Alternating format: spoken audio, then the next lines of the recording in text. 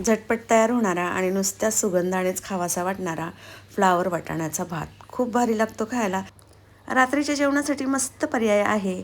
झटपट पण तयार होतोय आणि अगदी हलका फुलका आहे पचायला.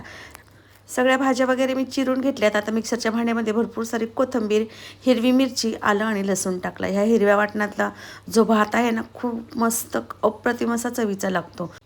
हिरवं वाटण तयार करून झाल्याच्या नंतर पातेल्यामध्ये मी तेल टाकलं, नंतर कांदा टाकला आहे. कांदा थोडासा गोल्डन ब्राऊन कलरचा झाला की त्याच्यामध्ये काही खडे मसाले टाकले, जसं दालचिनीचा तुकडा, तेजपत्ता, काळी वेलची, हिरवी वेलची, लवंग आणि काळी मिरी. तसंच मिक्सरच्या भांड्यातून तयार केलेलं हिरवं वाटण मी याच्यामध्ये ॲड केलं आहे. चिरलेला टोमॅटो देखील टाकला आणि सगळं मस्त परतवून घेतलं आहे. आता हे परतवून घेतल्याच्या नंतर याच्यामध्ये हळद आणि गरम मसाला टाकला आहे मी. याला देखील व्यवस्थित असं चांगलं परतवून घेतलं आणि नंतर त्याच्यामध्ये चिरून घेतलेला बटाटा, फ्लावर आणि वाटाणा मी टाकलेला आहे. आता हे सगळं मिक्स केलं आहे. झाकण ठेवून एक 5 मिनटं या भाज्या शिजवून घेतल्यात. आता याच्यामध्ये स्वच्छ धुवून घेतलेला तांदूळ मी ॲड करून घेतलेला आहे. व्यवस्थित सगळं मिक्स करून घ्यायचं आहे. चवीनुसार याच्यामध्ये मीठ देखील टाकायचं आहे आपल्याला.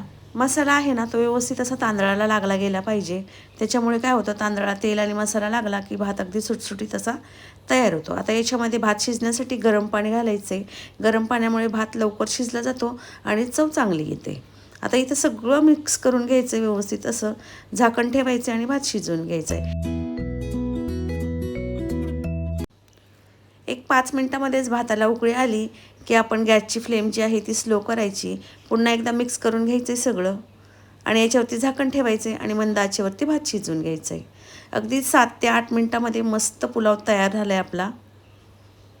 खूप छान शिजला आहे आणि मोकळा सळसळीत देखील झालेला आहे. हिरव्या वाटणातला भात आहे ना, खायला खरंच खूप मस्त लागतो. याच्याबरोबर खाण्यासाठी पापड, लोणचं असेल तर अजूनच मस्त. तर नक्की ट्राय करून बघा. हा भात खायला खूप छान लागतो आहे. आणि व्हिडिओ आवडला असेल तर व्हिडिओला एक लाईक, शेअर तसंच माझ्या चॅनलला सबस्क्राईब करायला विसरू नका.